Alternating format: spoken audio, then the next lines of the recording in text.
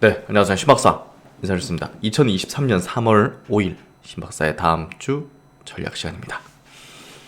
주말 잘 보내셨나요? 좀 포근해진 날씨였던 주말이었던 것 같은데요.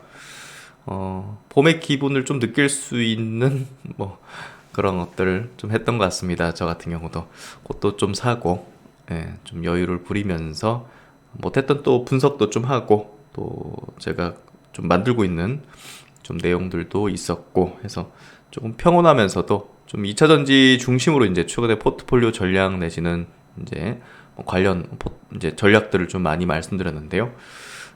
금요일도 이제 2차 전지 중심의 어떤 강세 흐름으로 마무리됐고, 또 금요일 날 미국 장세도 좋은 어떤 마감이 됐고, 다음 주도 그런 흐름들이 좀 이어질 거라고 좀 예상을 하고 있습니다. 매크로 단의 큰 불확실성이라든지 큰 변동 사항이 좀 없기 때문에 준비된 종목들, 또 준비된 일정 하에서의 어떤 종목별 움직임들이 벌어지고 있는 걸로 볼 수 있을 것 같고요. 3월 달에는 이제 2차 전지 업종, 또 K 배터리들의 이제 강세를 만들어낼 수 있는 그런 어떤 일정들이 즐비하에 있기 때문에 2차 전지 중심의 전략을 가지는 게 가장 높은 수익을 낼 수 있는 전략이라고 볼 수 있을 것 같습니다. 90%의 투자자는 물려있기 때문에 아무것도 못하지만, 나머지 5에서 10%의 또 능동적인 투자들은 이런 흐름에 편승하기 위해서 또 적극적인 어떤 액션과 전략, 또 실행을 통해서 계절을 확 바꾸고 또 회복할 수 있는 기회를 잡을 것입니다. 결국은 항상 반복되지만 언제나 대부분의 투자자는 물려있는 그런 상황인데요. 그런 부분에서 조금 더 지혜로운 결단들을 할 필요가 있는, 시장이 기회를 주는 거지 우리가 기회를 만들어낼 수 있는 건 아니거든요. 그래서 시장에서 기회를 준다는 거는 어떤 특정 업종과 종목들이 본격적으로 시세를 분출하는 어떤 시점, 또 구간이라는 건데, 그 구간에서 아무것도 하지 않으면 내가 가진 게 본전까지 올 때까지 기다리는 그런 수동적인 투자 행위로서는 바뀌지 않습니다. 그리고 90% 하위 투자자밖에 될 수밖에 없습니다. 그래서 그런 강조를 조금 작년 말부터는 조금 거센 어조로 말씀을 좀 드렸고, 오늘 자신이 가진 종목은 유행인가 트렌드인가 라는 생각도 한번 해보면서 IRA 법안에 대한 핵심과 전망도 같이 나누면서 종목별 좀 전망들을 한번 같이 해보도록 하겠습니다. 미국장 마감부터 해보도록 하죠. 지난 미국 장세는요, 금요일날 미국 장세는 나스닥이 2% 가까이 1.9% 상승했으니까 완전히 시장을 압도하는 그런 강세를 보였고요. 다우가 1%, 또 S&P가 1.6% 상승하면서 좋은 마감을 해줬습니다. 그래서 최근에 좀 조정을 좀 보이다가 오늘 이틀 되돌리는 흐름이 전개됐고, 주요 기업들 애플 3.5%, 마이크로소프트도 1.6%, 옆에 이제 차트 나올 텐데요. 아마존도 3% 이제 바닥을 좀 다지면서 저점을 높이는 거죠. 저점을 높이는 부분들이 이제 듬성듬성 나오면서 돌아서는 움직임들을 확실히 좀 종목별로 돌아가면서 보여주고 있습니다. 그래서 이런 어떤 분위기 속에서 이제는 적극적인 어떤 전략을 이제 실행을 해야 되겠죠.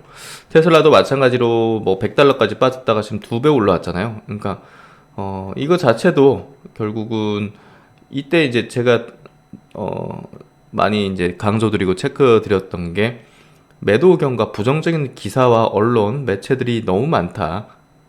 그런 것 싸그리 다 무시해야 된다는 강조를 좀 드렸습니다. 그래서 결국은 이제 안 좋은 상황에서 비관론에 휩싸이거나 또 그런 어떤 매체에 또 매몰되게 되면 본질을 좀 보지 못하면서 또 감정에 휘둘리고 또 대중적인 어떤 그런 것들에 이제 전염되기 때문에 확실한 어떤 자신의 기준과 그런 것들이 필요할 수밖에 없죠. 저는 이제 그런 것들을 좀 이야기 드리고자 하는 거고요. 엔비디아 같은 경우도 이제 저점 대비 2배 이상 올라가는, 이제 저점 확인하고 이제 장기 평선 뚫고 올라갔기 때문에 이제 완벽한 어떤 상승의 어떤 추세 흐름을 내고 있다. 구글도 저점을 깨진 않잖아요. 저점을 높이지. 그렇죠. 저점을 높이는 어떤 모습 속에서 이제 장기 매물들을 점진적으로 흡수하려고 가는 형태가 만들어지고 있습니다. 메타 플랫폼스 정말 처참한 주가였죠. 사실 21년도 고점이 뭐 380불 뭐 이렇게 됐었는데, 와, 이게 88불까지 떨어지니까 이게 몇 토막입니까? 이거 투자했던 사람들은 진짜 소위 이제 표현하면 골로 갔죠, 완전히. 예. 그 정도의 어떤 주가 하락의 움직임을 보였는데, 그 바닥에서 지금 2배 이상 올라왔어요. 최근에 뭐 AI 관련해서 이제 좀 모멘텀을 가지면서 움직임을 좀 같이 보이고 있고, 그래서 결국 이제 메타라는 회사로 바꿨잖아요, 이름을. 근데 메타버스의 시대가 지금 뭐 지연된다고 해야 될까? 하여튼 실생활에서 우리가 이제 이렇게 보면 돼요. 우리 실생활에서 메타버스 세계에 얼마나 오랜 시간 머물고 있는지가 결국은 이 회사의 주가 향배를 가늠하게 될 텐데, 우리가 모바일 안에서 엄청나게 많은 시간을 갖고 있잖아요. SNS부터 해가지고 뭐 유튜브도 보고 뭐 여러 가지 어플, 뭐 게임도 하고. 그렇기 때문에 이제 모바일 시대에 이제 그 플랫폼 기업들, 뭐 대표적으로 이제 애플, 구글 같은 회사들이 장기적으로 성장했던 거고, 혁신을 주도했던 거고. 그래서 이제 메타 같은 기업은 이제 메타버스 시대가 이제 본격화되는, 내가 이제 하루에 30분씩은 꼭 이 메타버스 세상 안에서 놀고 있네? 라는 게 생기면, 결국 이제 이런 기업들은 주가가 저만치 위로 가 있겠죠.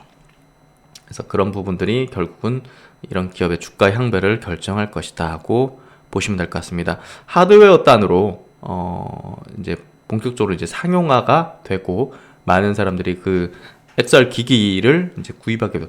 저도 XR 기기를 갖게 되면 이 메타의 주가는 뭐 여기서 한 2배 더 가지 않겠어요? 그래서 그런 부분을 좀 우리가 생각하면서 볼 필요가 있을 것 같습니다. 그리고 이제 애플 같은 기업이 정말 그 우리가 이제 앞으로 미래를 내다볼 때 전기차 시대, 이제 자율주행과 함께 이제 전기차의 어떤 플랫폼, 이런 어떤 시대, 그리고 아까 말씀드렸던 메타버스의 시대, XR 기기 비롯한 어떤 메타버스 여러 가지 소프트웨어, 뭐 콘텐츠, 그 두 가지 축이 이제 미래의 어떤 굉장히 큰 산업을 형성하게 될 걸로 보여져요. 개인적으로 이제 분석해 볼 때 전기차 쪽에서의 어떤 그 시대, 가상현실. 예. 근데 여기 이제 애플은 둘 다 이제 모멘텀을, 가능성을 끼고 있죠. 뭐 애플카, 그렇죠. 또 애플도 이제 XR 기기 내놓고, 결국 이 시대가 되면 또 플랫폼의 우위를 가지고 있을 수밖에 없고, 결국은. 그래서 애플이라는 기업은, 야, 이건 뭔가 좀, 항상, 이 전 세계 플랫폼을 끼고 앉아 있으니, 뭐든 할 수 있는 그런 지위를 갖고 있는 게 아닌가. 전 세계 많은 사람에게 무슨 사업이든 할 수 있게 만든 그런 어떤 기기를 중독되게 만든 그런 개념 아닌가 하는 생각이 좀 문득 들더라고요. 이번 주말에 좀 어떤 기술 트렌드에 대한 좀 분석들을 좀 막 몰입해서 이제 하다 보니까 여러 가지 어떤 생각들을 하게 되는데, 애플이란 기업을 특히나 이제 워런 버핏이 계속 사들이는 게 조금 한편으로는 왜일까라는 생각을 조금 더 깊이 해봤던 것 같아요. 그런 부분에서 미래 유망한 기술의 우위를 애플은 여념없이 가지게 될 걸로 예상되고 있다는 점도 또 중요한 포인트가 아니겠는가라는 생각이 좀 들었습니다. 그래서 미국 기업들 흐름들 아주 뭐 좋은 최근의 흐름들을 내어주고 있고, 뭐 그럼에도 불구하고 개인적으로는 뭐 올해 한국 기업들, 특히 이제 상반기 2차 전지, 하반기는 이제 바이오 업종이 유망할 걸로 보는데, 그거는 이제 계속 체킹하면서 시점에 대한 부분은 조금 더 이제 봐야 될 것 같아요.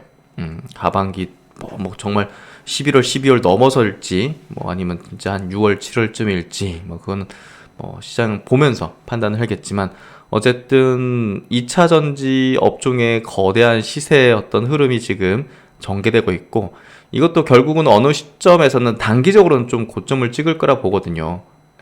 단기적으로는 고점을 찍고 또 이제 기간 조정 들어가서 또 이제 어느 시점에서 다시 또 올라가고 이런 식이 될 텐데, 단기 고점이 이제 확인되고 지나게 되면 많은 단기적인 수급들이 이제 이탈하게 될 거고 차익 실현하게 될 거고, 그 수급이 어디로 갈 건지를 관찰을 해야 될 건데요. 개인적으로는 바이오 업종으로 상당 부분이 갈 것이라고 보고 있습니다. 그래서 그 시점을 잘 잡아내면 2차 전지로 또 많은 수익을 내고 계좌를 조금 이제 불려서 그 계좌를 또 바이오에서 또 한 차례 또 세게 불리게 되면 사실 작년 코로나 이제 하락했던 그 많은 손실을 봤던 이제 계좌를 전부 회복할 수 있다고 저는 생각하고 있습니다. 그렇기 때문에 지금 상당히 좀 뭐랄까 잘 분석하려고 최선을 다하고 있고요. 그런 내용들을 잘 알려드릴 수 있도록 그 기회를 절대 놓치지 않으면서 살릴 수 있도록 여러분에게 함께 동행하는 시간들 유튜브를 통해서 가져가도록 하겠습니다. 뭐 국내 지수는 좋죠. 코스피 지수도 이제 중장기 매물들을 잘 흡수를 하고 있고 코스닥 같은 경우는 장기 매물 선을 돌파하는 2차전지 중심의 강세 흐름이 이어지고 있고 종목별 흐름을 보면 와 이거 정말 무서울 정도다라는 생각이 들 정도로 에코프로 아마 이제 에코프로 BM도요 어떤 뭐 대량 장기 계약 수주 소식들이 아마 나오지 않겠는가 생각이 돼요. 공매도의 어떤 청산 부분도 있을 텐데요. 공매도 이제 여기 종합 포털 사이트 들어가면 에코프로 BM도 지금 공매도 잔고 물량은 계속 감소했어요. 2월 8일자로 350만 주인데 2월 28일자로 보시면 280만 주로 줄었죠. 근데 잔고 금액은 4,700억으로 더 늘어났어요. 그만큼 주가 올라가지고 지금 굉장히 좀 무서운 어떤 상황이고 공매도 청산들이 이제 급격하게 벌어지고 있는데 이게 이제 정말 숏 스퀴즈까지 이제 넘어가게 되면 뭐 지금 뭐 급등하는 패턴이 더 거세질 가능성이 있죠. 그래서 지금 보시면 뭐 2월 3일 날에는 410만 주였어요. 이런 것들 보면 공매도의 청산이 굉장히 급격하게 이거 뭐 500만 주였죠? 작년 말에는 500만 주였습니다. 거의 반으로 줄었다 보면 될 것 같아요. 그래서 지금 LNF 같은 경우도 보시면 최근에 많이 줄었어요. 뭐 올해 들어서 지금 작년 말에 240만 주씩 됐는데 지금 120만 주니까 반토막 났습니다. 그래서 3,300억 정도. LNF도 지금 억지로 좀 누르는 흐름이죠. 시세 흐름을.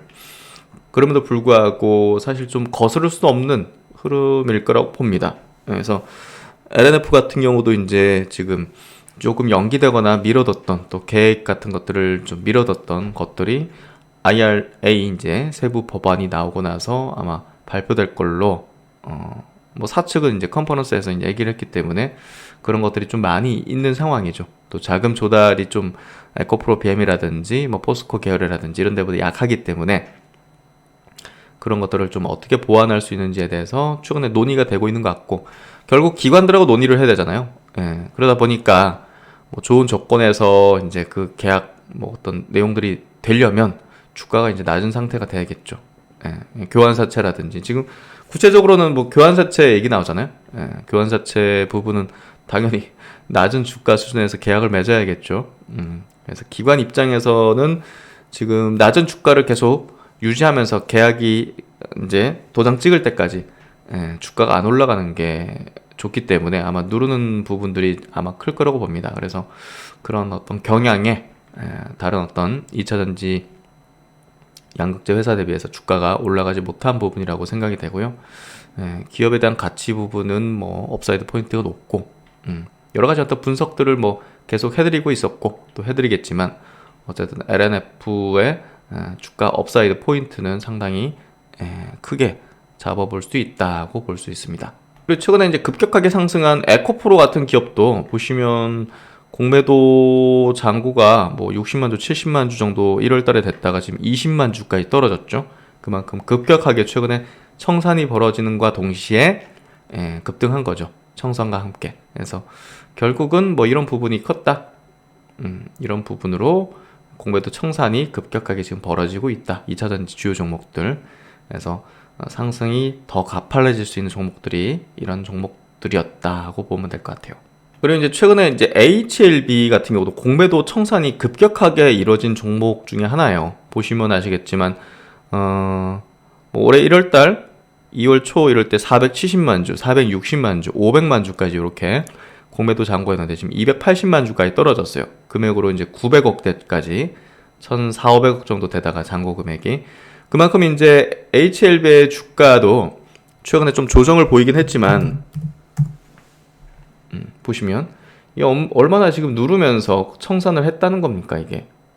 그래서 결국은 또 이제 좋은 어떤 위치까지 내려온 셈이다 이렇게 좀 해석하면 될 것 같고요. 결국 이제 많은 공매도의 어떤 물량들이 조금 이제 급하게 누르면서 청산한 어떤 과정 속에서 주가가 주로 이제 눌리는 포인트를 가진다고 보면 될 것 같아요. 공매도 마지막으로 셀트론까지 보도록 하죠. 셀트론도 최근에 이제 그 잔고 물량은 많이 줄었어요. 지금 200만 주까지 떨어져서요. 3천억 정도 수준인데요. 이게 뭐 250만 주, 60만 주 되다가 지금 많이 떨어졌죠. 그만큼 셀트론도 주가가 결국은 지금 이제 낮은 이런 위치에서 계속적으로 청산이 벌어지고 있었다는 거. 그리고 최근에 이제 기관 외국인들이 좀 팔긴 했지만, 결국 이제 1년으로 놓고 볼 때는 외국인 기관 또 회사 측의 자사주 매입까지 개인들의 물량을 가져갔다는 거, 메이저가. 그 부분을 좀 우리가 중요하게 보면 될 것 같고요. 전저점 붕괴하지 않고 돌려 세웠다는 게 중요한 포인트가 될 것 같습니다. 어쨌든 바이오 업종은 시간이 필요하지만 결국은 지금 바닥권을 형성하고 있다는 부분은 좀 명확해 보이고요. 그런 부분을 전략에 잘 담아내면 될 것 같습니다. 그래서 시장은요, 미국장은 미국 국채금리가 이제 하락하면서 결국 이제 기술주 중심의 강세를 좀 이끌었다. 특히 테슬라 같은 경우도 2월달 중국 판매량이 전월 대비 13%, 전년 대비 32% 증가하면서 상승을 했다고 하고 있고요. 애플 같은 경우도 모건 스탠리가 아이폰 수요 증가, 서비스 부문 성장 가속화 이런 부분으로 목표 주가를 올리면서 상승을 했다고 하고 있습니다. 어쨌든 기술주 중심의 강세 흐름은요, 한국 증시에는 뭐 우호적으로 영향을 줄 것이다 이렇게 미래에셋증권에서 이제 예상을 하는 리포트를 냈습니다. 그래서 이제 유행과 트렌드를 구분해야 된다는 이제 얘기를 좀 드렸는데, 결국 이제 주식시장에서의 투자는요, 내가 가진 종목들, 내가 이제 관심이 있는 종목들, 또 투자하려고 하는 어떤 그런 종목군에 대해서 이게 유행에 의해서 이제 움직이는 건지 아니면 트렌드에 의해서 움직이는 건지를 잘 구분을 해야겠죠. 유행이라는 거는 테마라고 보시면 될 것 같아요. 일시적인 어떤 테마적인 움직임. 뭐 대표적으로는 최근에 이제 챗 GTP 관련된 테마가 되겠죠. 그 관련주들이 뭐 일부는 어떤 종목도 장기적으로 성장하고 또 실적 기반에서 성장한 기업이 있긴 하겠죠. 하지만 거의 뭐 대부분은 그냥 그 테마성으로 그 분위기, 뭐 이런 것들에 의해서 이제 일시적으로 끌어올려져 가지고 다시 또 주가가 올라갔다가 되돌림 나오는. 그러니까 이제 뭐 그 메타버스 관련된 테마주들 움직였다가 다시 되돌림 나왔고 그런 거 있죠. NFT 관련주들 막 이런 것들. 그런 거 같은 게 이제 테마 일시적인 거죠. 그런 것들은 결국은 팔아야 되는 거죠, 무조건. 근데 이제 트렌드적인 거는 대표적으로 이제 전기차 성장 트렌드 같은 거를 들 수가 있겠죠. 2차 전지 기업들의 주가가 제가 이번 주말에 조금 그 자료를 좀 만들면서 보니까 에코프로 같은 기업이요, 10년 동안 50배 올랐어요. 50배 오른 종목이 3종목이 있더라고요. 2차 전지 업종에서. LNF, 그리고 코스모 신소재. 공통점은 이제 양극재. 이제 배터리에서 가장 많은 비중을 차지하는 양극재 업체라 볼 수 있죠. 에코프로도 뭐 에코프로 BM 모회사로서. 그래서 이런 기업들, 에코프로 BM이 이제 신규 상장했기 때문에 이렇게 50배가 아니지, 그 같은 기업이라고 치면 이제 뭐 사실 양극재 업체였던 거죠. 그래서 그런 기업들이 결국 이제 가장 높은 수익률을 내줬고, 결국 이제 이런 종목들은 장기적으로 이제 트렌드를 가지면서 올라가는 거기 때문에 장기 투자의 대상이 되겠죠. 그래서 2차 전지 성장 트렌드와 같이 볼 수가 있을 것 같고, 또 바이오시밀러 산업 성장도 역시나 마찬가지죠. 셀트론이 사실 뭐 그 10배 이상 올라온 거니까요. 또 CMO 관련된, CDMO 관련된 기업들도 우리가 뭐 삼성 바이오로직스도 있지만 또 S방 같은 기업들도 마찬가지로 지금도 성장하고 있고 그런 부분에서 트렌드라고 볼 수 있는 거죠. 그래서 장기적으로 이제 투자를 할 수 있는 일시적으로 이제 매도를 못 한다 하더라도 이런 것들도 뭐 이렇게 가는 건 아니죠. 이런 식으로 움직였다가 또 이렇게 받고 이런 식으로 이 기간 동안 또 의심하게 되죠. 과연 전기차 될까? 바이오 CDMO 될까? 바이오 시밀러? 경쟁 심하지 않을까? 의심하게 되죠, 이 구간. 다시 이제 올라가면 그래 내가 맞았어. 그러다가 또 이렇게 내려가면 의심하게 되죠. 트렌드한 종목도 성장 트렌드한 종목도 이렇게 올라갔다 이렇게 합니다. 근데 이제 그 장기 어떤 흐름이 추세가 장기적으로 이제 올라가는 추세죠. 하지만 이제 유행에 의한 어떤 종목은 이렇게 또 이렇게 됐다가 그냥 흘러내릴 수도 있고 아니면 다시 또 반복돼서 움직일 수도 있고. 그래서 이제 바이오 산업 안에서도 좀 이제 트렌드와 유행은 좀 구분해서 투자를 해야 되죠. 지난 이제 코로나 진단 키트라든지 치료제, 백신 이런 개발 기업들은 유행이죠. 트렌드가 아니라 유행이기 때문에 그때 테마성 투자 전략으로 대응을 해야 된다는 거죠.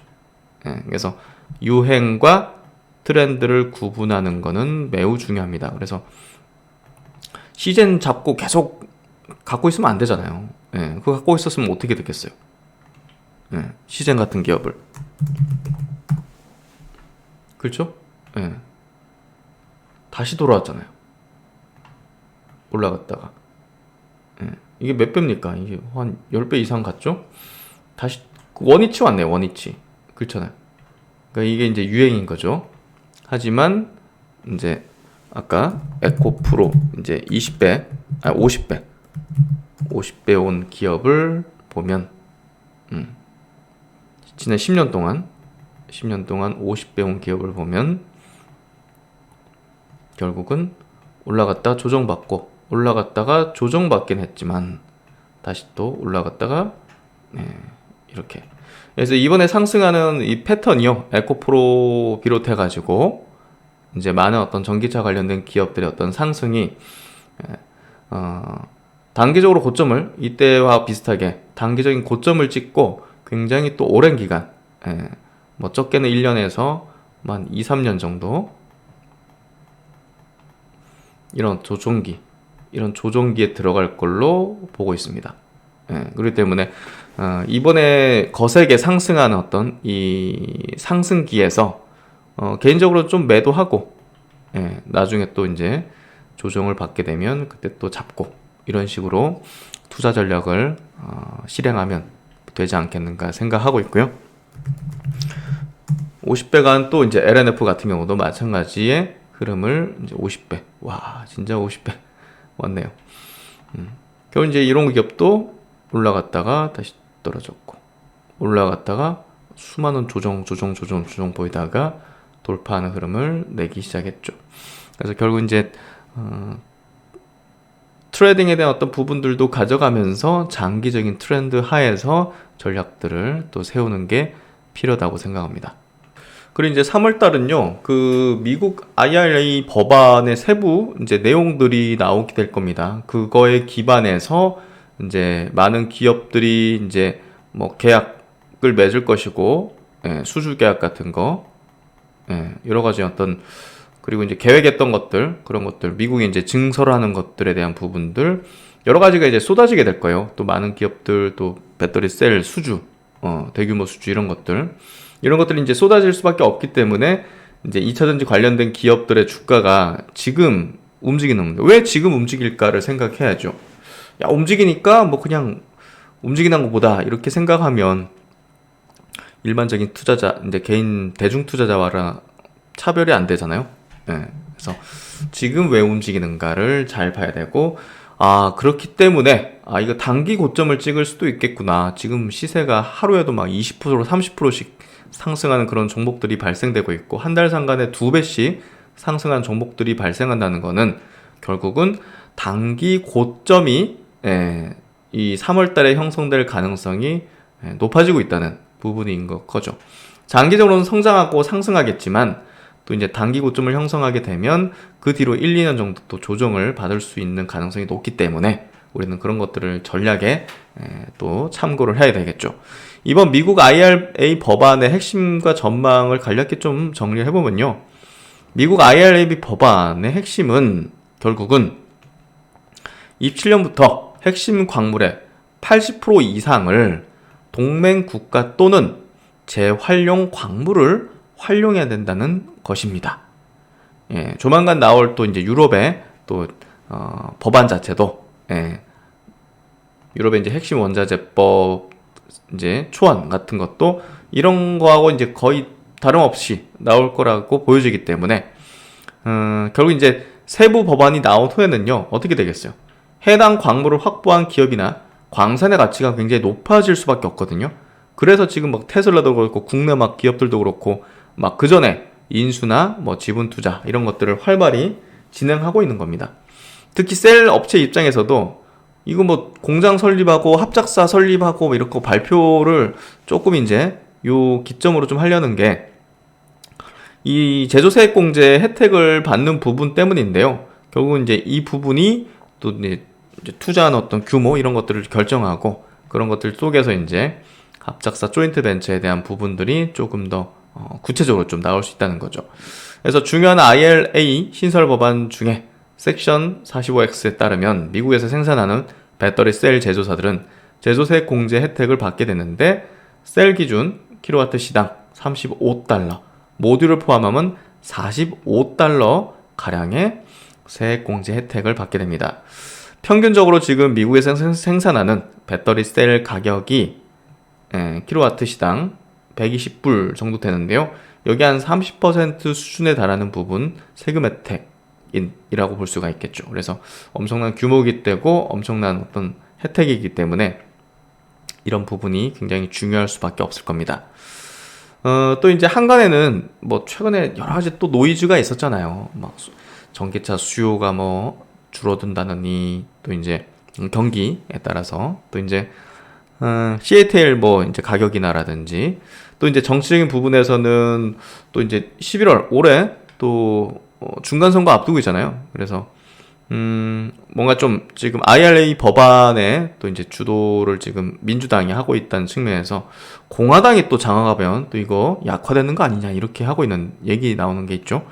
그래서 IRA 법안의 경우 단순한 친환경 정책이 아니라는 점, 미국 내에서 미래 핵심 산업의 밸류 체인을 구축하고 안보를 확보하는 데 목적을 두고 있다는 점, 올해 11월 앞둔 중간선거에서 공화당이 상하원을 장악하면 민주당 주도의 IRA 법안 정책의 추진이 약화될 것을 우려하지만 속도가 문제일 뿐 방향성에는 변화가 없을 것으로 전망해 볼 수 있습니다.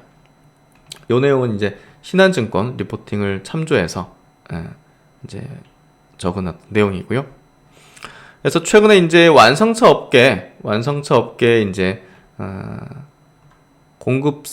배터리 공급사 다각화 움직임이 벌어지고 있었죠. 지난 금요일이죠. 삼성 SDI의 GM과의 합작사 MOU 예정이다. 8일날 예정이다는 기사가 나왔습니다. 그래서 깜짝 놀랐죠. 규모도 이제 작지 않았고 삼성그룹은 굉장히 보수적이었는데 와 이거 규모가 또 작지 않구나. 그래서 삼성 SDI의 두 번째 스텔란티스 이후에 대규모 이제 조인트 벤처 설립인데요. 삼성그룹의 2차 전지에 대한 보수적인 전략에서 상당히 진보된 계약으로 평가가 되고 있고요. 후속적으로 지금 BMW와의 또 합작사 설립에 대한 내용이 기사화되고 있는 상황이라는 점에서 지금 이제 뭐 LG엔솔이면 GM, SK면 뭐 포드 뭐 이런 식으로 이제 뭐 짝짓기, 파트너십 이런 것들이 좀 있었는데 사실 안정적인 또 장기적인 어떤 공급을 받기 위해서는 또 다각화하는 게 필요할 겁니다. 그래서 이런 부분에서 사실 가장 큰 관심사는 테슬라의 다각화겠죠. 테슬라의 다각화 또 대규모 수주를 아마 할 텐데 자기들 자체적으로 안 되거든요. 그래서 어쨌든 대규모 수주의 가능성이 높은데요. 최근에 LNF 쪽에 이제 2년짜리 계약도 나왔지만 뭐 LG엔솔과의 대규모 장기 계약의 가능성이 상당히 높지 않겠는가 개인적으로 좀 생각이 되고요. LG엔솔은 지난 2월 포드와 튀르키예 이제 옛날 터키죠. 이렇게 합작사 발표를 했죠. 예. SK온하고 보통 포드와 같이 했는데 자금 조달 문제 등으로 포드와 합작이 결렬됐고, 포드는 또 이제 북미에서 CATL과 파트너 논의 중 있습니다. 이런 것들이 흘리면 사실 뭐 LG라든지 SK라든지 SDI와의 여러 가지 어떤 뭐 협상하는데 유리하지 않겠어요? 아니 이런 카드 하나 있어야지. 예, 뭐 다 한국 배터리 회사랑만 이제 하고 있으면 주도권을 뺏기는 거잖아요. 그래서 그런 생각 좀 문득 들었어요. 예, 얘들하고 하는 부분이 이렇게 걸쳐놔야, 예? 야, 내 이렇게 이런 애들하고 할 수 있다. 뭐 이런 걸쳐놔야 좀 유리한 어떤 협상이 되는 거 아닌가 하는 생각도 문득 들었고요. LG에너지 솔루션은 미국 애리조나에 짓기로 한 배터리 공장 생산 물량을 테슬라에 공급하는 방안도 논의 중이라고 작년 실적 컨퍼런스콜에서 이제 밝혔습니다. 이 애리조나 공장은 테슬라와 신규 공급 대응을 논의하고 있고 세부 계획이 확정되는 대로 발표하겠다고 했거든요. 그래서 이게 머지않아서 테슬라향 대규모 공급 계약 소식의 가능성도 LG엔솔 쪽에서 이제 크지 않겠는가 생각이 되는데요. 이렇게 되면 이제 뭐 LNF에서 양극재 받아가지고 LG엔솔에서 셀로 해서 테슬라로 공급하는 그런 부분에서 뭐 LNF 같은 기업의 소재사들에게는 큰 모멘텀이 될 수 있는데요. 특히 최근에 LNF 주가가 많이 눌려 있는데 그럼에도 불구하고 이제 강조 드릴 수 있는 거는 눌리는 이유가 이제 분명히 있는 거고, 뭐 자금 조달 이슈도 있을 거고, 또 이제 미국 폐배터리 리사이클 업체 레드우드 머티리얼즈와 합작 법인이 계속 연기되는데요. 이게 이제 뭐 10만 톤 규모의 공장 미국미 신설 투자도 예정되어 있고 IRA 세부 사항이 발표된 이후 이에 대한 계획을 발표할 거라고 지금 회사 측은 지난 컨퍼런스에서 밝혔습니다. 그래서 이번 3월달 IRA 세부 법안 나오는 게 지금 중요한 어떤 기점이 될 거라 보여지고요. 그런 부분에서 그 시점 전후해 가지고 대규모 수주 내지는 뭐 합종 연행 또 뭐 다양한 어떤 내용들이 나오지 않겠는가 싶습니다. 특히 LNF 같은 경우는요, 뭐 과거에 이제 그 핵심 기술 수출이 불어됐죠. 미국 수출. 예, 이게 이제 기술 보호 대책이 있는지 없는지의 여부에 따른 판단이에요. 얘들 가는 길을 막겠다 이게 아니라 포스코 케미칼은 이제 허가됐잖아요. 이게 하이니켈 양극재 기술이 이게 사실은 이제 한국 정부에서 관리한다고 보면 되는 거예요. 거의 뭐 안기부에서 관리한다 이렇게 봐야 될 것 같은데, 어쨌든 양극재 핵심 기술 해외 수출을 놓고 포스코 케미칼과 LNF의 결과가 갈렸다. 포스코 케미칼은 승인해줬지만 LNF는 불승인을 했는데 그 이유는 기술 보호 대책. 이 기술을 보호할 수 있는 그 대책을 잘 갖고 있고 그게 이제 설득됐는지를 이렇게 합동본부의 기구에서 이제 논의를 하고 본 거죠. 그래서 국가 핵심 기술은요, 기술적 경제적 가치가 매우 크고 산업의 성장 잠재력이 높아서 해외 수출 시 정부가 엄격한 보안 요건을 요구하는 기술을 뜻합니다. 해외 공장에서 활용하려면요, 산업기술의 유출 방지 및 보호에 관한 법률에 따라서 산업기술보호위원회의 승인을 받아야 하는데요. 반도체가 대표적인 이제 그런 또 제품이죠. 산업부는 반도체, 전기전자, 철강 등 13개 분야 75개 기술을 국가 핵심 기술로 지정 고시하고 있는데 그 중에서 니켈 비중을 높인 이 양극재 제조 기술은 결국은 전기차 주행거리 늘릴 수 있는 핵심 기술로 여기에 포함된다는 거죠. 그래서 국내에서 지금 하이니켈 기술이 제일 높은 기업이 에코프로 BM하고 LNF죠. 그런 부분에서 LNF의 이런 어떤 불어는 충분히 이해되고, 결국 이제 이 그 기술 유출 방지에 대한 대책이 세워지게 되면 LNF도 이제 허가를 받게 될 겁니다. 그래서 포스코 케미칼은 기술 유출 방지 대책이 세워져 있는 게 여기 이제 그 국가 핵심 기술 요 이제 여기죠. 산업기술보호위원회에서 오케이를 받았고 LNF는 오케이를 못 받았기 때문인데 이거는 뭐 받지 않겠는가. 세우고 나서 그렇게 좀 생각이 되고요. 이 부분도 이제 허가를 받게 되면, 승인을 받게 되면 또 주가 또 모멘텀이 될 수 있겠죠. 예, 그런 부분에서 계속 좀 체크가 필요할 것 같습니다. 그래서 이제 DS 투자증권 리서치 자료에서 좀 발표한 내용인데요. 글로벌 전기차 배터리 양극재 시장 성장률 전망치를 보면요. 그러니까 이제 우리가 어떤 산업 내에서도 어떤 부문이 더 성장률이 높은지, 또 그 안에서의 기업이 뭔지가 우리가 주도주고, 또 이제 그런 기업을 투자하는 게 더 높은 수익률을 내는 거잖아요. 이제 전체 양극재 시장의 성장률은 20% 정도, 그리고 전기차 성장률은 22% 정도 예상이 되는데요. 전기차용 배터리 성장률은 전기차용, 예, 양극재는 뭐 우리가 뭐 전체 양극재니까 우리 뭐 여러 전자기기, 노트북, 뭐 전자공구, ESS 뭐 이런 거 다 포함한 거예요. 근데 전기차용 배터리 쪽에 성장률은 38%, 하이니켈 양극재 성장률은 49%라고 23년도 예상을 하고 있는 거죠. 그만큼 하이니켈 양극재 성장률이 엄청나게 높기 때문에 이쪽에 대한 종목들이 가장 최근에 주가 상승이 높았다고 연결해 볼 수가 있겠죠. 그래서 주요 지역별 전기차 시장 전망치를 보더라도 미국이 23년도 40% 성장할 걸로 전망이 되고 있죠. 유럽은 5%, 중국은 26%, 글로벌로는 22%. 미국 시장이 글로벌 대비 2배 정도 성장할 걸로 전망이 되고 있다는 거죠. 그래서 결국은 미국에 진출하는 뭐 양극재 기업, 요게 이제 가장 투자가 유망하다고 예상을 해볼 수 있고, 그런 기업들이 실제로 이제 주가 상승이 가장 높았죠.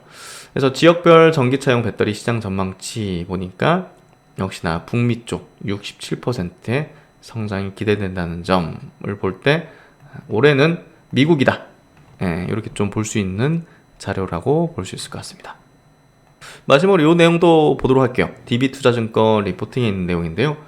올해 이제 기업 이익의 컨센서스가 급하게 상향 조정 가능성이 높다. 최근에 이제 디스인플레이션을 좀 맞이하면서 물가도 좀 떨어지고, 그리고 이제 PPI 생산자 물가 지수도 떨어지고 하면서 이 스프레드가 좀 확대되고 있다고 해요. 그 점이 결국은 이게 이제 CPI가 판가잖아요. 우리가 살 때. 그리고 이제 생산 원가라 볼 수 있는, 판가에서 원가를 빼면 보통 이제 기업 이익 정도 이제 산출되기 때문에 요 이제 스프레드가 이제 확대된다는 건 결국은 기업 이익이 증가할 수 있다는 걸로 볼 수 있는 거죠. 그래서 요 리포트에서 그렇게 좀 얘기를 하고 있는데요. 그게 이제 한국 주식시장에서 이제 급격하게 벌어질 걸로 예상이 되고 있고, 현재 CPI 빼기 PPI 스프레드가 개선되고 있다는 점을 주목해야 한다. 소비자 물가는 한번 올라가면 그것이 쉽게 낮아지지 않는다. 사회 곳곳에서 메뉴 비용이 지불되고 나면 그 다음부터는 높은 가격이 상당 기간 이어지는 것이다. 가격이 잘 안 떨어지잖아요. 한번 오르면. 반면에 생산자 물가는 다른 양상을 지니는데요. 원자재 가격이 떨어지면 이 급격하게 이제 반영을 합니다. 그래서 그런 부분에서 직전까지의 인플레이션을 지나서 이후 디스인플레이션이 찾아오면 소비자 물가는 여전히 높은 수준에 머물러 있는 반면에 생산자 물가는 큰 폭으로 낮아지는 현상이 나타나는데, 이로 인해서 기업이익이 급격하게 좋아질 수 있다는 부분을 상승할 수 있다는 이유로 근거로 좀 삼고 있습니다. CPI 빼기 PPI 스프레드 개선 이후 코스피 상승하는 모습이 역사적으로 반복이 됐다. 그래서 최근에 이제 이 스프레드가 이렇게 벌어지면서 이제 높아지는 흐름이 이 코스피 지수, 이 초록색 코스피 지수도 이렇게 올라갈 수 있다고 예상을 하는 거죠. 그래서 이것도 한번 참고를 해보시고요. 하여튼 다음 주 전략 시간 이번에 좀 길어졌는데요. 다음 주도 좀 긍정적으로 바라볼 수 있는 시장, 특히나 이제 2차전지 업종의 중심의 강세 흐름이 좀 기대된다는 점을 가지고서 한번 대응해 보도록 하겠습니다. 편안한 주말 마무리 하시고요. 그리고 이제 하나 좀 보여드릴 게, 제 유튜브 채널 들어가시면요, 이제 컴퓨터로 들어가시면 이렇게 나오죠. 그래서 여기 보면 이제 인스타그램이라고 있거든요. 요걸 클릭하시거나 아니면 이 정보 부분에 들어가셔서 보시면 밑에 인스타그램이라고 있거든요. 그래서 인스타그램을 만들었으니까 한번 보시면 좋을 것 같아요. 이렇게 이렇게 일상적인 얘기, 뭐 부분들, 뭐 생각들, 뭐 이런 것들 올려드렸으니까 한번 같이 소통하시면 좋을 것 같습니다. 제가 처음으로 공식적인 저의 이제 차트 심리 이론 강의를 이제 이렇게 집대성해서 20시간짜리의 강의로 이제 만들어놨는데요. 팬 플랫폼 회사, 이제 팬딩과 같이 협업을 통해서 팬딩 사이트에 강의를 올려두었습니다. 그래서 많은 분들께서 작년 가을부터 이제 들어주셨고, 또 이제 많은 또 후기 남겨주셨는데요. 최근에도 한 이제 수강자 분께서 이제 올려주신 내용입니다. 심박사님의 강의를 일주일 동안 푹 빠져서 열심히 들었습니다. 주식 경험이 오래되었지만 감으로 했던 지난날을 되돌아보면서 많이 반성을 했습니다. 이제 주식 인생의 첫 번째 스승님을 모시게 되었으니 평생 가르침을 배우며 열심히 공부하겠습니다. 저는 이 부분이 좀 더 굉장히 감명 깊었던 것 같아요. 제 강의를 듣고 나서 안개가 많이 거친 것 같아. 주식을 처음 시작할 때 저도 그랬던 것 같아요. 뭔가 좀 이쪽 방향으로 가면 맞는 걸까? 네, 이쪽 터널로 들어가면 분명히 출구가 있는 걸까? 네, 이쪽 구름을 구름을 헤치고 나가면 빛나는 어떤 세상이 있을 것인가? 라는 어떤 그런 것들. 제 차트 심리 이론은 사실 이제 어떤 원리적인 부분인 거죠. 예, 우리가 어떤 뭐 종목이나 업종이나 산업이나 시장을 분석하는 거를 사실 뭐 뛰어넘어서 원리적인 작동 원리죠. 그 작동 원리에 대해서 이해를 하게 된다면 사실 굉장한 어떤 뭐랄까 자신감이라고 할까요?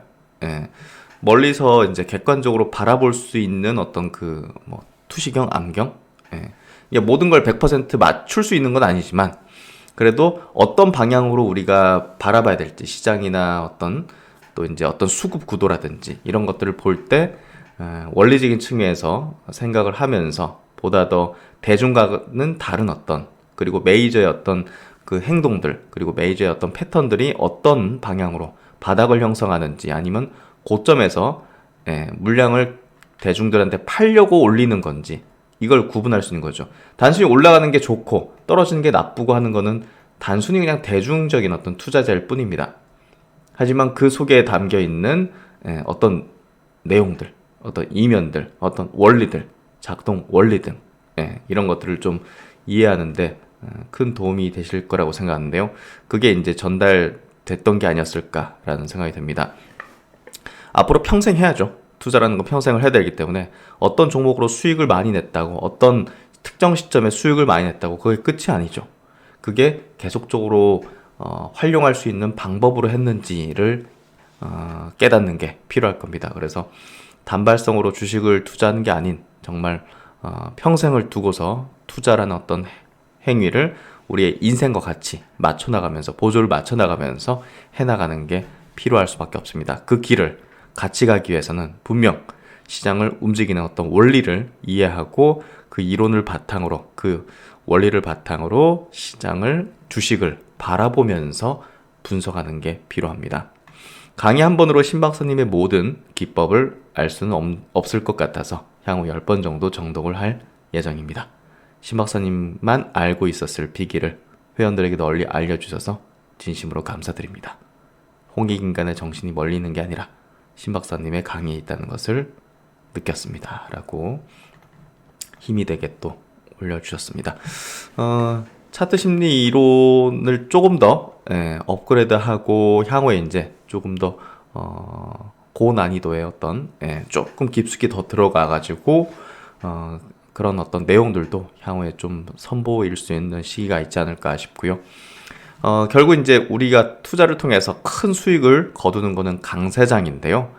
강세장이 오기 전까지 우리가 충분히 그 내공을 쌓아서 행동으로 바로 즉각적으로 할 수 있도록 이론적 탄탄함, 기준적 탄탄함, 그리고 시장의 어떤 작동 원리를 이해하는 그 단단함, 그런 것들을 갖고 있어야 될 것 같습니다. 그래야 확신을 가지면서 좀 강한 또 이제 투자의 어떤 베팅을 할 수 있고, 그걸 통해서 계좌를 또 레벨업 할 수 있고, 어떤 종목은 또 단기로 해야 되고 어떤 종목은 또 장기로 해야 되고 하는 구분을 확실하게 할 수 있을 거라고 생각합니다.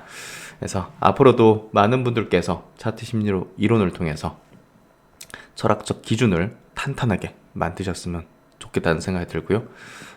강나루님께도 이렇게 또 후기 남겨주셔서 감사드리는 말씀 전하도록 하겠습니다. 제 영상의 댓글 보시면요, 강의를 수강할 수 있는 이제 URL 주소를 이제 남겨놨는데요. 그 커리큘럼에 대해서 한번 간략하게 체크해 드릴게요. 결국은 100억 주식 자산가로 가기 위해서는 정말 탄탄한 어떤 기준을 갖고서 다양한 시장에 대해서 대응할 수 있는 방법론을, 전략들을 가질 수 있어야 됩니다. 그래서 여기 이제 미리 보기 영상, 이건 누구나 볼 수 있게 열어놨는데요.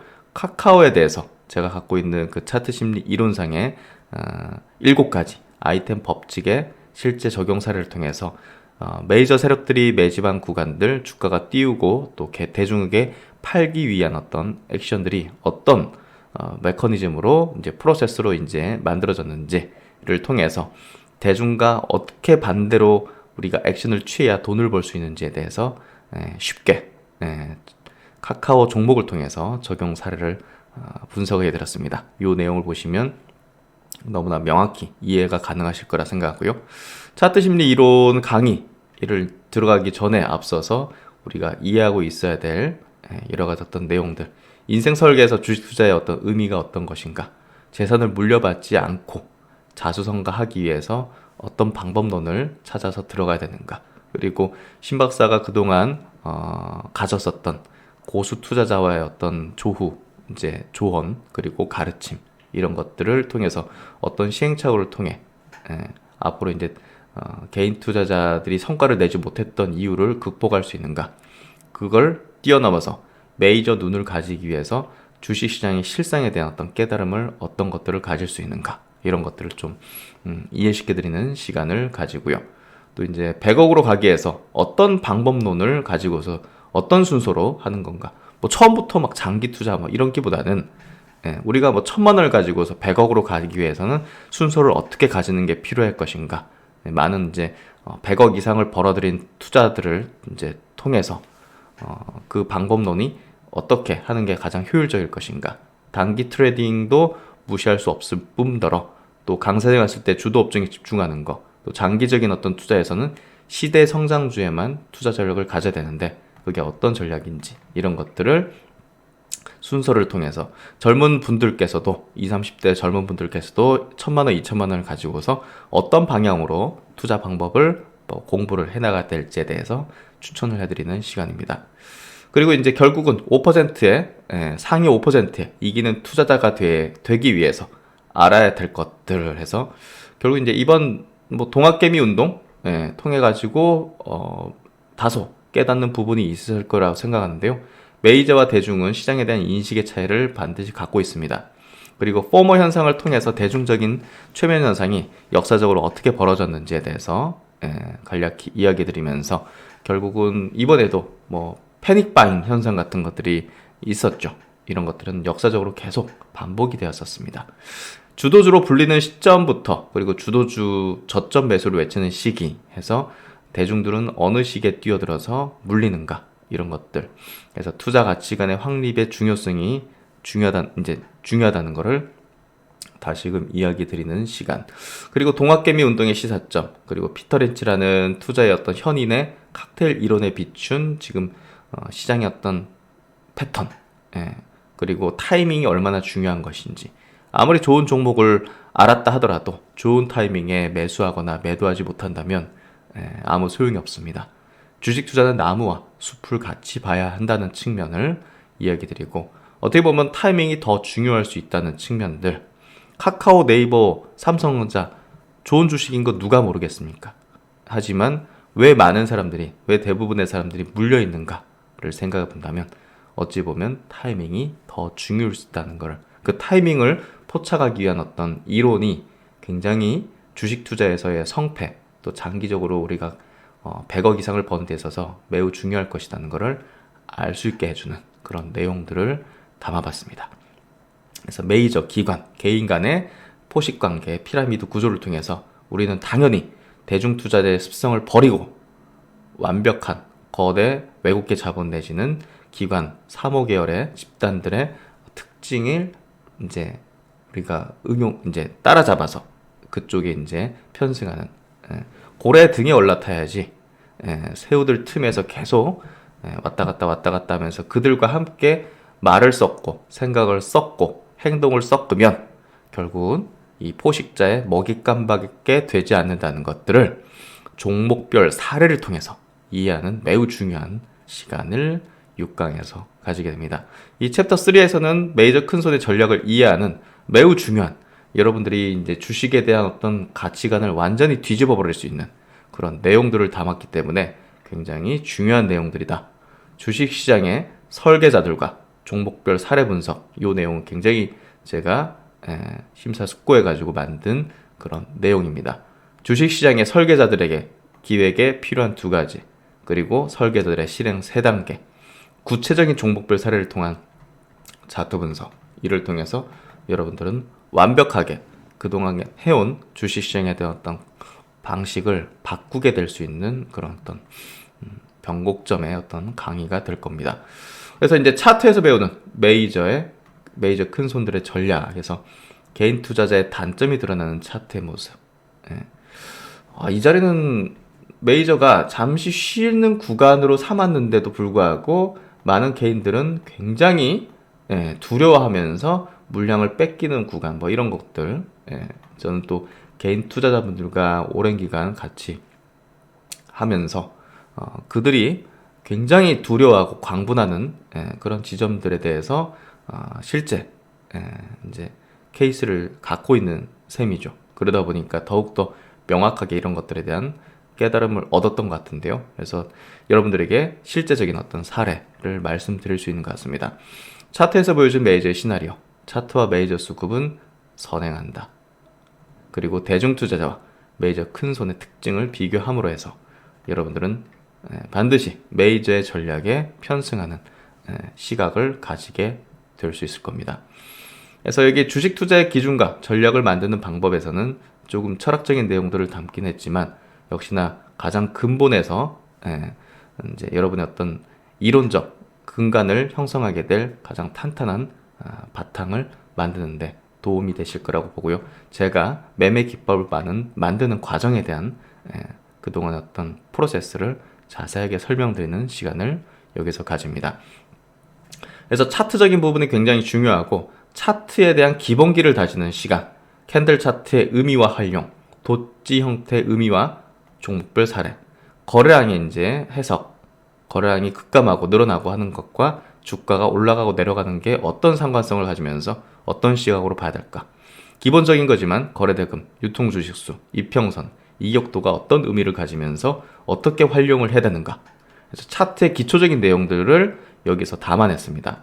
차트 패턴, 하락세기, 상승세기, 강세 반전, 약세 반전, 갭의 의미와 단계별 분석과 활용, 갭의 종목별 사례 분석을 통해서 차트에 대한 기초 지식, 기본적인 지식을 다지는 시간. 돌파 붕괴 횡보 개념. 이거는 뭐 주식뿐이 아니라 모든 어떤 자산에 통용될 수밖에 없는 방법입니다.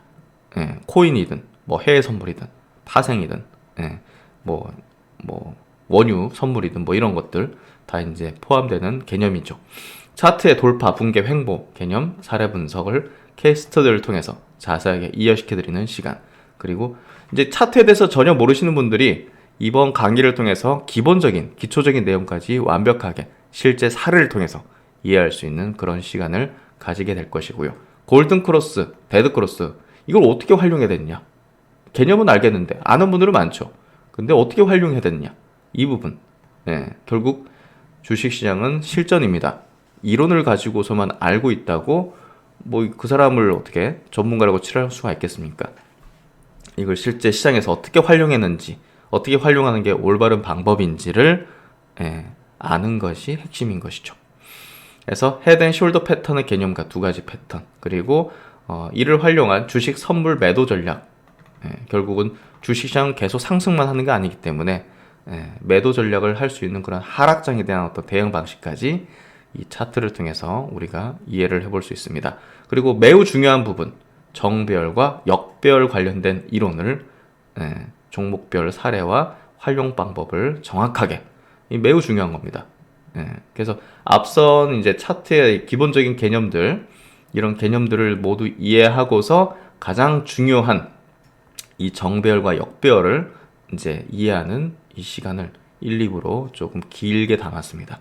결국은 저는 이 차트 심리 이론 강의를 이론적인 부분을 같이 결합해가지고 아주 초보자들도 쉽게 이해하고 활용까지 할 수 있도록 만들기 위해 굉장히 고심했고요. 20시간 강의를 만들기 위해서 저는 뭐 이거를 3달 동안 거의 주말도 없이 만들었으니 그 10배 이상의 시간을 들여가지고 만들었다 보시면 되겠죠. 그래서 신규 상장 종목의 거래 전략에서 요것도 굉장히 최근에 보시면 여러 테마주들이다라든지 이런 것들 보시면 신규로 상장한 종목들이 더 강하게 상승하는 걸 볼 수가 있습니다. 그 이유와 그걸 또 어떻게 활용하고 어떤 구간에서 매수 타이밍을 가지는 게 최적일지에 대한 핵심적인 내용들을 한번 전략상 이렇게 기준을 가지고서 담아봤습니다. 그리고 이제 앞선 강의는 모두 이 차트 심리 이론의 7가지 법칙을 보다 확실히 이해하기 위해서 삼았던 그런 이제 프리코스라고 볼 수 있는데요. 이제부터가 핵심이죠. 차트 심리 이론의 아이템, 결국 제 주식 이론의 결정체고요. 시장의 불변적인 원리를 7가지 법칙으로 설명을 했습니다. 종목의 선택과 비중의 조절, 그리고 매수 매도 타이밍을 결정할 수 있는 그런 기준점을 이제 이 아이템 기본 7가지 법칙을 통해서 이해할 수가 있고요. 21년도 1월이 굉장히 중요한 결정했던 시점이었던 이유에 대해서 명확하게 이 이론으로 설명을 해드리고 있습니다. 그래서 아이템 이론이 뭐 1번, 2번, 3번, 4번, 5번, 6번, 6번은 지금 3부로 굉장히 길게 돼 있죠. 정확한 어떤 종목별 사례, 분석, 또 활용하는 방법까지 타이밍에 대한 부분을 기준점을 가질 수 있게 하는, 또 종목을 선정하는 기준을 가질 수 있는 그런 부분들, 결국은 시대 성장주하고 아이템이 결합될 경우에는 주도주가 탄생하게 되는데요. 최근에 이제 급등했던 에코프로 PM, 또 코스모 화학이라든지 나노 신소재 같은 기업들이 아이템 법칙에 정확히 부합했던 그런 종목군이었죠. 그래서 결국은 차트 이론이지만 이 차트 이론은 당연히 시대 성장주하고 결합을 했을 경우 가장 폭발적인 이제 상승을 하는데, 그 이유는 당연히 메이저들도 이런 그 성장주, 시대의 성장주 쪽에서 매집을 하기 때문이죠. 그러니까 물량을 가장 많이 가져가려고 하기 때문에 그게 이 법칙에 포착이 되는 거라고 보시면 될 것 같습니다. 메이저 포착 기술, 메이저 포착 법칙, 그거라고 보시면 되겠죠. 그래서 이 아이템 법칙을 통해서 21년도 1월달 셀트론 그룹에 대한 매도 의견을 드렸던 이유였는데요. 이거에 대해서 자세하게 설명을 하고 있습니다. 매도 결정의 근거는 당연히 차트 심리 이론이었고, 대중적인 반응을 통해서 천정권의 시그널을 파악을 했었고, 셀트론 헬스케어와 제약의 시작의 끝은 아이템의 출현이었다는 점. 그래서 매도 타이밍에 대한 부분도 이렇게 기준점을 두고 설명하는 이런 어떤 내용들을 담았고요. 그리고 중기 추세 하락을 시작하는 어떤 패턴들, 이제 전환점들, 그리고 바닥을 형성하고 이 바닥에서 이제 상승 추세로 전환하기 전에 나타나는 현상들, 이런 것들을 자세하게 과거 사례를 통해서 설명을 드렸습니다. 이를 통해서 여러분들은 최근에 시장이 바닥점을 형성하고 있었고 추세의 전환점을 만들고 있었다는 것을 이해하실 수가 있고, 저희 이제 멤버십 회원분들께서는, 강의를 수강하신 분들께서는 그게 이론적으로 이해가 되셨기 때문에 강하게 투자를 하실 수 있었을 거라고 생각합니다. 그래서 제가 증시의 바닥권에서 강의를 론칭한 이유는 이 기회를 반드시 살리기 위해서는 이론적인 확신이 있어야 된다는 거. 예, 그 부분에 있어서 강의를 론칭했고, 그걸 잘 이해하시고 그리고 활용하신 분들은 지금 그래도 상당한 계좌의 회복과 또 자신감, 그리고 앞으로 계좌가 레벨업 될 거라는 희망을 확실히 가지고 계실 거라고 생각합니다. 그런 부분에 있어서 결국은 차트 심리 이론은 여러분들에게 희망과 또 계좌를 이제 계좌 레벨업을 통해서 자산가로서의 어떤 길을 갈 수 있다는 그런 어떤 확신을 가질 수 있다는 거죠. 그래서 주도 업종 집중 투자 전략은요, 결국은 주도주에 집중 투자를 해야 된다. 그래서 최근에 2차전지 업종이 신고가 흐름을 내는데요.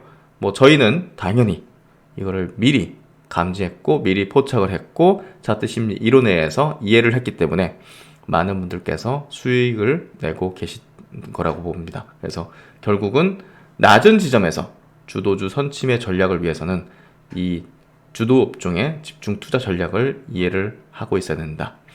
그래서 그 뒤로 이제 실전 투자 활용에 대한 설명들을 이렇게 또 이야기를 드리면서 총 20시간에 걸치는 20시간을 넘는 차트 심리 이론의 강의를 이렇게 좀 올려드렸고요. 이 내용을 통해서 여러분들은 확실한 자신감 그리고 희망, 100억 주식 자산가로 갈 수 있다는 그런 로드맵을 스스로 만들 수 있을 거라고 봅니다. 그 동행길 신 박사가 같이 하도록 하겠습니다.